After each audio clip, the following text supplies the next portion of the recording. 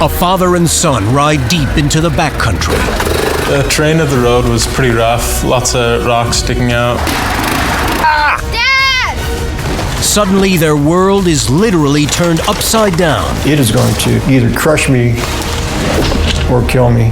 Go to Uncle George's. Now, a 10-year-old boy must overcome incredible odds to save his dad's life. I was terrified. I didn't think I could do it. It's an epic struggle for both father and son as they fight to survive. In the wild, when things go bad, they go bad fast. Without warning, your life can hang by a thread. Adventurer and survivor Craig DiMartino fought back from his own wilderness disaster to reclaim his life. Now Craig meets other courageous outdoorsmen who beat the odds and return from their own fight to survive. Spending time alone with your son is a treasured experience. I rock climb with my son. It's one of the best things we do. Spending time alone in the backcountry, sharing something we both love. For John Sloot and his 10-year-old son Cody, a birthday camping trip nearly ends in tragedy and calls upon one son to become his father's only hope.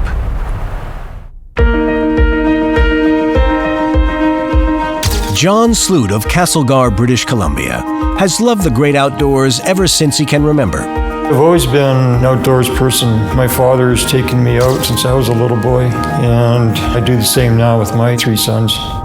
June 15th, 2007 was a very special day. You go on a fishing trip, Cody? Yep. It was Cody Sloot's 10th birthday, Catch some. and there was no better way to celebrate it than by going on a backcountry fishing trip.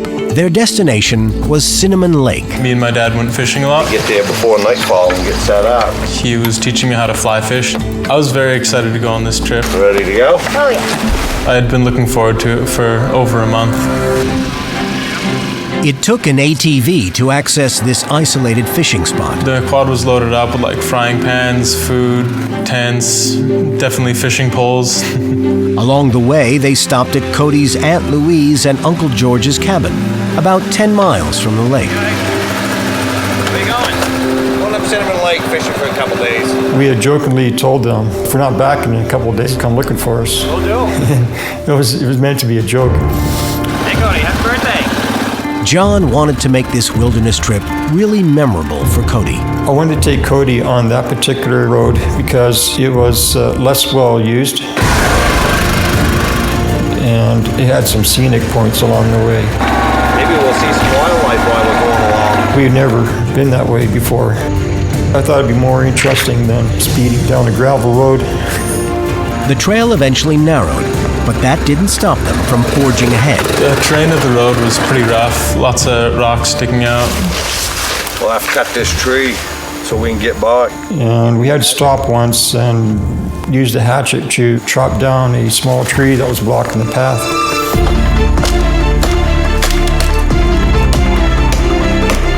Once that was out of the way, we went a little bit further. It turned and went alongside a steep hill, which narrowed the trail some, but still wide enough for an ATV to cross without any trouble. Cody, I'm gonna have you get off. I asked Cody not to get on the ATV until I had crossed. I'm not sure why I had asked him that. Sometimes we do things and don't know why. Intuition, the hand of God. This was one of those times for John. I saw no reason why we couldn't be on there together. I'm not really sure why I asked him to walk behind. I just know I'm glad I did.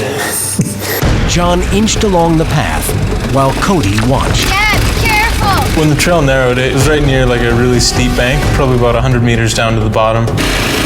I trusted my dad. I knew that he knew what he was doing. And as any ATVer knows, you lean uphill if you're going across it. That's what I was doing. As I was walking, I saw the dirt between the left side of the quad fall away, and the quad started to tip. Dad! It was almost like slow motion. John was thrown off the falling ATV, and both he and the 600-pound machine hurtled down the bank. It is going to either crush me or kill me. John Sloot was on a backcountry adventure with his young son Cody, Get off. when suddenly their fishing trip turned into a nightmare. Dad! I thought for sure it was going to land on top of me.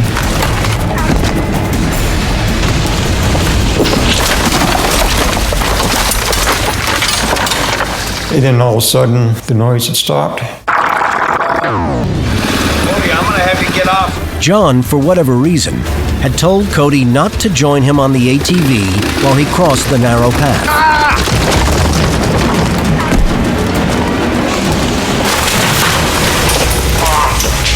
Now Cody was safe, 100 feet up, staring in disbelief. I just stood there with my mouth open for like 10 or 15 seconds before I realized what was happening. Craig DiMartino, as a father, has had plenty of heart-to-heart talks with his son. He wanted to hear from Cody how he dealt with this terrible moment. So when you see your dad and the ATV start flipping and you're watching this thing happen, what is running through your mind? What are you feeling at that point? I just felt kind of like an empty shell.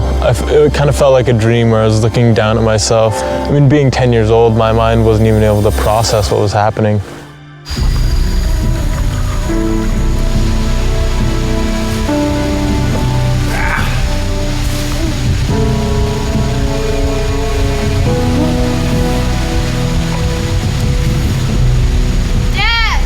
Hear Cody up the hill from me. Dad, are you okay? Cody, I'm all right. I told him I was fine. I was thinking that I was extremely lucky that it just bounced right over top of me. But when I tried to sit up, then I really felt the pain in my right calf. It was excruciating. I realized it did land on me, but I was alive. Dad, are you okay? Yeah, I'm all right. Though John was seriously hurt, his thoughts were for Cody. The ATV flips, you're on the ground, you know you're hurt, but now you're also thinking, I got Cody with me. I was pretty concerned for Cody. You know, he's only just a little 10-year-old boy, and I wanted to make it as less traumatic for him as I could. And if that meant me taking on extra pain or extra trauma for myself, I would do it. Got ourselves quite a mess here, Cody. He didn't seem to be injured. He seemed to be a little bit sore, but nothing serious. I'll be all right. Once he kind of regained his wits, he was telling me mostly that it would be okay. John and Cody assessed their situation. The two of us looked uphill and downhill at all the debris. Everything was spread all over. You want to take that backpack down, Cody? And we'll pack up a few things. Sure. I told Cody, we got to start gathering some of this stuff up, but only the stuff we really need. Bacon, a hatchet. I got as much food as I could, mostly like Pop-Tarts and bacon, and I found our steaks. The ATV was destroyed, and they were miles from any possible help. Walking out looked like their only option. My leg was hurting quite bad. Are you okay? Yeah, I'll be all right. My calf was swollen, and it was rock hard. I couldn't move my right arm. I couldn't move my fingers, my elbow, my shoulder. It was just hanging there. I was quite sure I wouldn't make it too far. Cody, I think we're going to have to hike our way out of here. I had not just myself to get out of there, but I had a boy to get out of there as well. You scared? A little. It'll be all right. I would deal with the pain. We'll find our way. I got to do whatever it takes. Okay. If I lose it, I'll lose it. If it gets amputated or becomes so painful that I can't stand to be on it, I would go as far as I could. I got to get out, and no one's coming. John Sloot's ATV has tumbled down a steep bank, leaving him badly injured. Now he has to figure out how he and his 10-year-old son can walk 6 miles out of the wilderness. Maybe we should say a prayer before we leave to help us through our journey. I think that'd be a good idea. All right. They took a momentary break from prepping and called on a trusted source of strength. I guess I have to be honest, I was feeling somewhat scared that I wouldn't be able to do what I could for Cody. Dear Lord, give us the strength and wisdom to get us through this journey. We said a prayer Please that guide us and protect us. we'll be able to find a way to get out of here. You know, that we'll be able to be strong. You know, we'll have whatever it takes to get out. Get us back to our family and friends. Guide us along the way. Amen. And afterwards, I felt a wave of assurance. It certainly won't be easy, Right. but that we would eventually get some help. There was little choice in the direction they would go. I knew there was no way I could walk up that hill. I wanted to get to this one intersection where two forestry roads came together, and it was about a 5-kilometer walk. The hike to the road was extremely rough. We were climbing over and under just a ton of fallen trees and over branches and bushes. Being 10 years old, I still saw my dad as sort of a superhero. I figured he was okay. Are you okay? Yeah, I'll be all right. John was in excruciating pain, but he did his best to keep Cody's spirits up. I was walking with a pretty good limp, and I couldn't hide it, but I could hide the pain from Cody. As we were hiking, my dad probably said to me that it would be okay about 200 times. I'll be all right. I had to stop every couple hundred feet or so and just take a quick rest. Are you okay? Yeah, I'll be all right. Normally, it would probably take maybe 45 minutes to walk that 5 kilometers, but it took us 4 hours to walk that. As darkness approached, they came across a construction site. There was a trailer there parked off to the side, marked with a sign that said, "Danger, There's a door. explosives." The door to it was locked. They decided this is where they would spend the night. We had one sleeping bag between the two of us. Cody was exhausted. He was asleep right away. I did not sleep at all. My leg was getting worse and worse as far as pain goes. I just laid there tossing and turning and squirm in pain. At daybreak, John struggled to gather wood and start a fire so he could cook them some breakfast. I got a small fire going, and I had a small stick that I wrapped some strips of bacon around. And Cody woke up because he could smell the fire. Morning, you hungry? Yeah. And he saw that I was cooking bacon over the flames with nothing more than a stick. He thought I was pretty cool. Wanna try? John knew they must get moving again, but his condition had deteriorated through the night. The pain was a lot more excruciating than the day before. I didn't think I would make it much further, You all set there, Cody? Yeah. if anywhere at all. You know, that particular road, you might not see anybody on it for a week, maybe even 2 weeks. I wasn't prepared to sit there that long. At this point, I was very scared, but I figured that, he knew best and that he would keep me safe. I had a responsibility to take care of my son, and I had to get some help. It was too far to send Cody on his own. Not that he could get lost, but it was just the distance. Every step for John was now an act of painful desperation. I was not right thinking the pain would subside. It stayed there. And Cody could see it. He could see it then in my face that it was hurting a lot. You gotta stop, Cody. Give me a little break. It's gonna be all right. We'll get out of here. You ready to go? John felt he could withstand hiking along the flat road, but then the route took a steep downhill turn. The further along we got, the little more steeper the road got. And came to one point where that was it. I just could not go any further. I can't do it.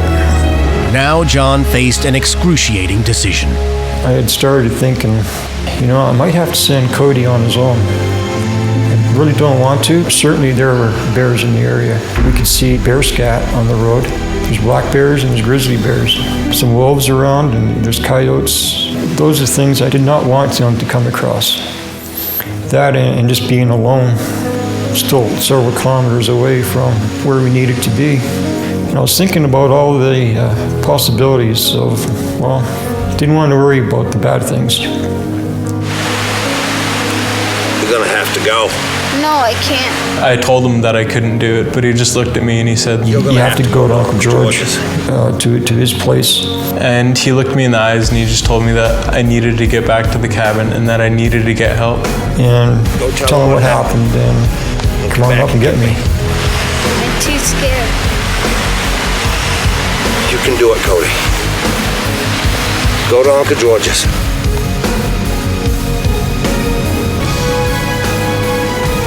I was just losing my mind. I was absolutely terrified. I didn't think I could do it.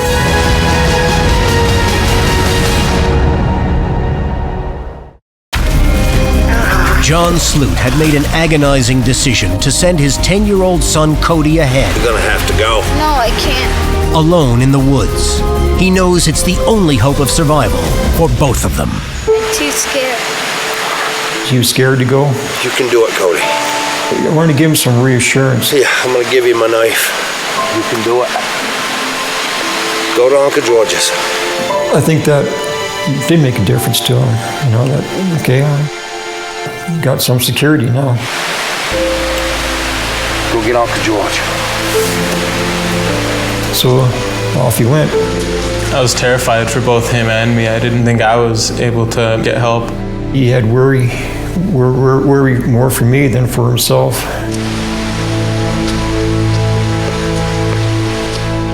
When I had to leave my dad on the second day was when I finally started to feel like it was important for me to be there. Because before then I felt pretty useless. I kind of felt like any 10-year-old would, you know, like this is my dad, he's gonna protect me. But at that point, the responsibility had shifted from him protecting me to me protecting him. Not too far into his solo journey, the wild offered up its first terror. I kicked a rock into the bushes and then I heard a noise, probably just the rock, but at the time I wasn't really thinking. And that kind of freaked me out, so I took the pocket knife out. I flipped the blade up and was holding it around me.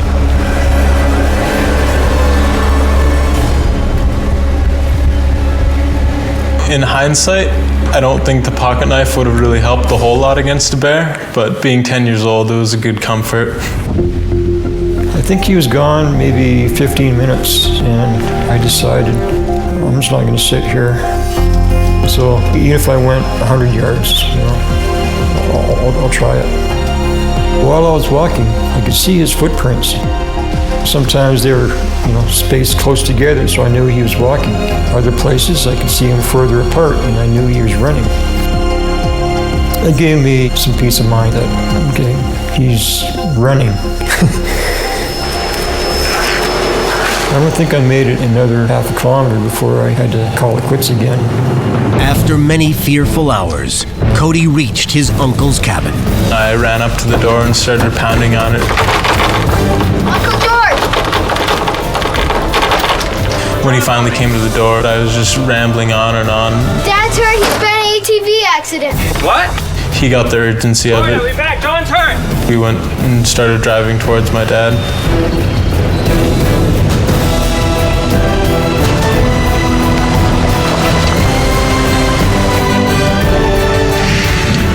How much further, Cody? Right around this corner.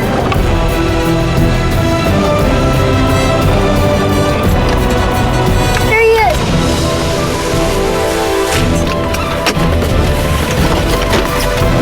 When the truck stopped, Dad! I don't know how to describe it. I just felt some kind of elation. I was so happy to see my dad was all right. It was just such a tremendous relief. Where you hurt, John? I hurt my arm and my leg. Cody and his uncle helped John into the truck. So they took me back to his cabin and told me, just don't get out, just sit where you are. You're gonna be okay then. And so he got his wife. You must be starving. They brought me out a piece of, I think it was cherry pie.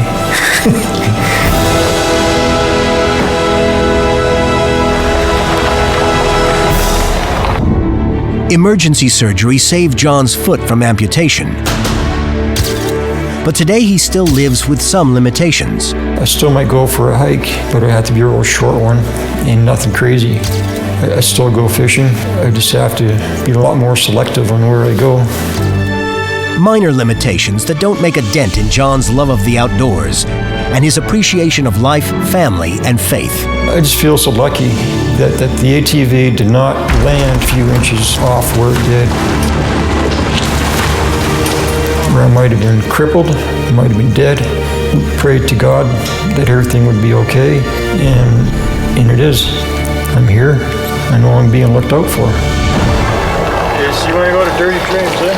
Yeah. Cody and I have kind of had a little special bond after all that adventure. I think the most important lesson that I learned from that experience was just to not give up, because even if you don't think you can do it, human beings are capable of some pretty amazing things. A year after the accident, the Governor General of Canada recognized Cody's valor, awarding him the Medal of Bravery. This honor recognizes acts of courage in hazardous circumstances and risking one's life to save the life of another. Cody is a hero to me. I don't know of too many other 10-year-olds that would go out on their own like that under those circumstances to save someone's life. I definitely don't feel like a hero. I feel like it was just kind of what I had to do, and I feel like anyone put into those circumstances would do the same thing. I believe that God was watching out for us. Cody did what he had to do, and I look up to him for that. He is a hero to me. John remained calm even in the midst of great pain. He had to give Cody the courage to strike out on his own and get help. When I returned to climbing after my own accident, sometimes just putting one foot in front of the other was courage. Moving and doing is the victory. That was Cody's victory. He had to face his own fear and hike out alone. His determination to save his father became the inspiration for his own fight to survive.